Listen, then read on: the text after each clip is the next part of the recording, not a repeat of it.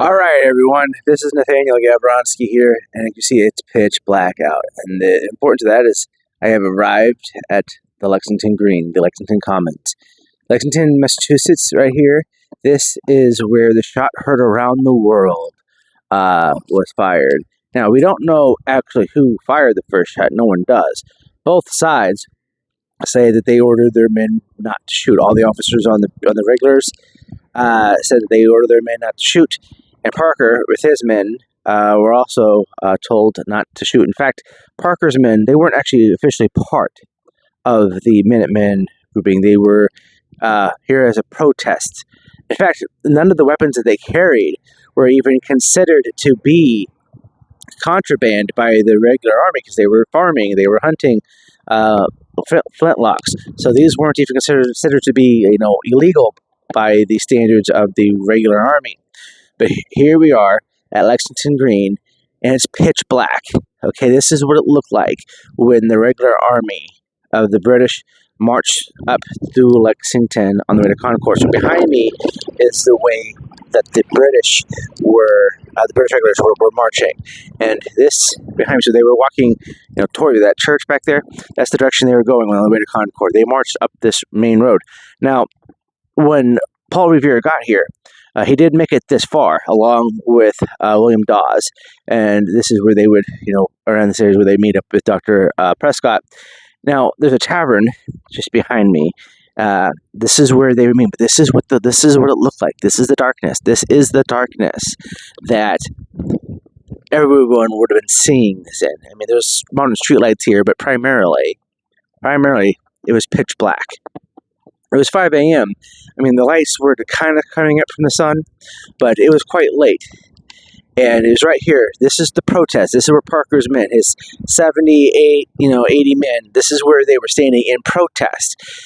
Now, when the regular commander came up, he said, disperse, you dogs, you rebel dogs, disperse, you rebel dogs. Told them to get out of here. That they had no quarrel with them, and Parker, for his part, told his men, "Okay, disperse." They were here for a protest. They were protesting. That was This is a public forum. This is the Commons of Lexington. In Massachusetts, the towns had like a big green open area, and this is what they would call the Commons. The Commons of the Boston Commons is kind of the same thing, but this is what they had. This is how dark it was at 5 a.m., 5 in the morning. And when the regulars showed up, the Parker and his men were standing here. This in the way on the road to Concord. They stood in the way of the nearly 1,000 regular soldiers in full columns bearing down on them. Now there was a standoff for a short period of time, and then all of a sudden shots ring out. The shot heard around the world right here on April 19th, 1775. Now, by the time that happened, Paul Revere had moved on, Dawes had moved on, Prescott had moved on. Paul Revere would be getting captured shortly here afterwards. Dawes would get bucked from his horse and ended up walking back to Lexington. Prescott makes it the rest of the way to Concord. Revere gets taken in. They question him. They try to take him somewhere, but they get fired upon, and so they just let him go without his horse. So Paul Revere has to walk back to Lexington himself and then find his way back to Boston. But look at this. This is how pitch black and how dark this area is. It's a massive green. I've done like a quick little video on the place once before, kind of laying it out in the daylight so you guys can see it. And you guys can go back and look at that video. There's quite a bit of detail in that one too. But the reason why I'm here now is I wanted you guys to kind of see a little bit of the darkness, the quietness of this area, because this is, what they would have seen on the morning of the 19th of April. And look, it's kind of surreal to be here. I was here when they did the reenactment, and to watch the shot heard around the world in live was quite phenomenal with the regular army marching through here, and with the protesting Parker's men. Now Parker's men, he would lose 8 Several others would be injured, but he loses 8, and he ends up rallying his men because the regulars are laying siege to all the farms in the area looking for contraband. In fact, um, the shots here, the 8 people that were killed here, that skirmish, that raised alarm bells all through the countryside. In fact, if it wasn't for what happened at Lexington here, the chances are not as many people would have arrived at Concord. There wouldn't be as many people concerned with what was going on. And when the Continentals were able to push back the British regulars, is mostly because so many people. So by the time they got to Concord, by the time the regulars got to Concord, like the surrounding area was filled with Minutemen, and when they met them at the North Bridge in Concord, it was a massive army compared to what the regulars had. And so when the Continental Army showed a strong resistance, the regulars had no option. They had no other thing they could do other than retreat. And they would come right back through here, and they would march back towards Boston. Parker, who had rallied his men and had actually swelled his numbers to well over 100, would meet up again with the regular army as they retreated and assaulted him. He got his Parker's revenge. And that's towards the end of the battles here that took place on the battles of Lexington and Concord here on April 19th, 1775. These battles, these shots, there wasn't, there's only like, there's 400 or so, a little under 400 total casualties on the side of the regular British Army. And the Continentals, all in all, had a loss of around 93, so less than 100. So the Continentals were clearly winning today. And this would begin the siege of Boston. Washington would arrive shortly thereafterwards, as they were meeting in Philadelphia at the time. And because Washington was a Southerner and they needed to get the Southern states involved, instead of picking someone like John Hancock, who wanted to be the commanding officer, Washington, who had better military experience and actually showed up in uniform to the Continental Congress, was the choice that the Congress made. And all of that starts right here. The ride that Paul Revere and Dawes and Prescott make, if no one would have been here to make this stand, this wasn't a quick run through. It took some time of the Parker's men and the regulars to kind of squabble here, and that gave the men that were at Concord more time to get things set up. And for Parker, for his part, listen, was it really worth it to engage with the regular army? Because the regular army had come through before, hasn't found anything, and just kind of went home. This is something that was has happened before, and Parker also knew that most of the stores of powder and cannons and guns had been moved and hidden, so the chances of the regular army finding anything was pretty slim to none. So even standing here as a protest, engaging with such a large force, it really wasn't something that he had set out to do. If it wasn't for that shot going off somewhere, that again, even they say that even if you were to time travel back to the Lexington Green that morning, that they still wouldn't know where the shot came from. Again, the smoke of the muzzle would have been hidden from the depths of the darkness here. There were rumors that the tavern behind me that you really can't see, that someone had fired from behind there, but that had been discredited. There were people out here watching this. They were observing what was going on as spectators. And it's possible that, someone in the neighboring area, somewhere close by, but not actually at the green, fired that shot. It could have been someone who got startled, a block or two away.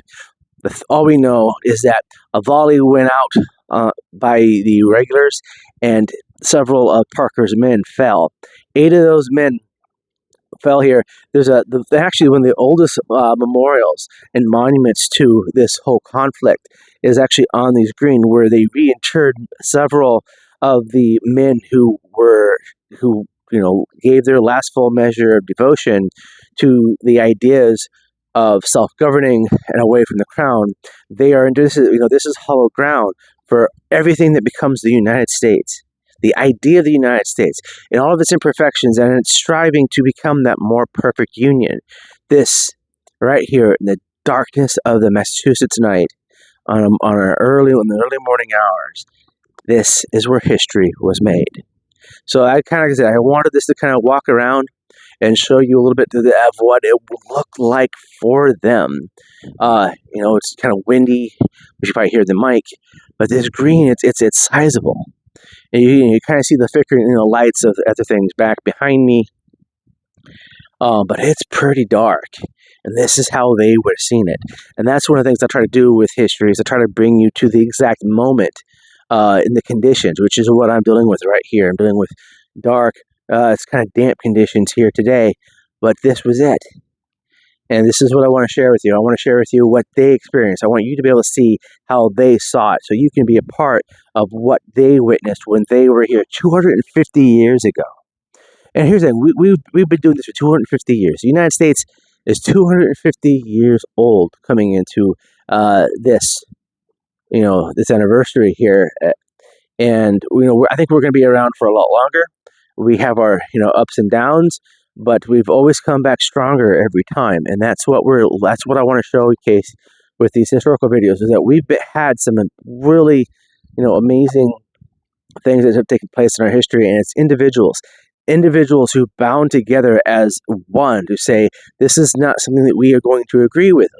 And listen, by the time that this event took place, all those taxes that the Parliament had been levying on the colonists, they were gone. All those acts were repealed. The problem is that for Massachusetts, at least, the Townsend Act and the Intolerable Act shortly thereafterwards basically disbanded the local legislature and made it basically rule by dictatorship by the royal governor, who was still loyal to the crown. And they came for the guns, because if the colonists didn't have any guns, they didn't have any powder, no shot, it'd be very hard to have any type of defense against British crown rule. And so that's something important. When you think about the Bill of Rights, what that Bill of Rights were, no quartering, because in Massachusetts, they had so many soldiers here that they had to quarter them in private homes, and those private homes had to cover the cost of quartering those soldiers. You could be searched and seized with no provocation, no rhyme or reason. All those Bill of Rights, those are all from what led up to the battles here at Lexington and then Concord. And so when we talk about how important the Bill of Rights are, it's not just any one single one that's important. You couldn't just speak your mind. You couldn't speak up criticizing the crown or British rule. I mean, people at the tavern, they had to go there in secrecy to talk about what they didn't like and how they didn't like the government doing this and ordering them to do that. It was more than just taxation without representation. It was having a seat at the table, at the negotiations, at the discussions on just what the colonies were responsible for.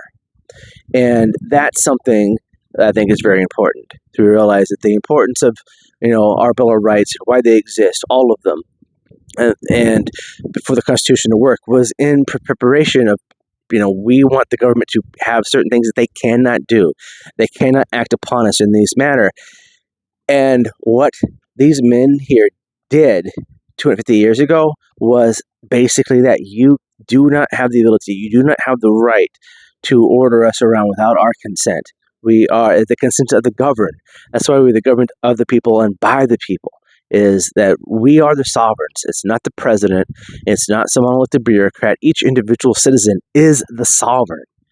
And that's what these men were earning that day. They were earning their sovereign right to say, this is not just, and you shall not pass. And that's what leads up to Lexington. So from the Lexington Green, the Commons here at Lexington, I wish you all a wonderful day. I'm going to showcase Concord here shortly, and that's going to kind of be it for the Battles of Lexington and Concord. I have some other videos that are up, kind of like quick videos during daylight hours that I did over the 4th of July that kind of showcase some of the other individuals that were involved, and kind of quick rundowns of other areas, that were leading up to the Revolutionary War here in Boston. But I just wanted to bring you guys to the environment, like what these men saw, how they would have felt it, and that's why I'm here at such a ungodly hour, so you guys can kind of get an idea of what it was like for those men here in the dawn of a new nation. Thank you very much. I'll see you all at Concord.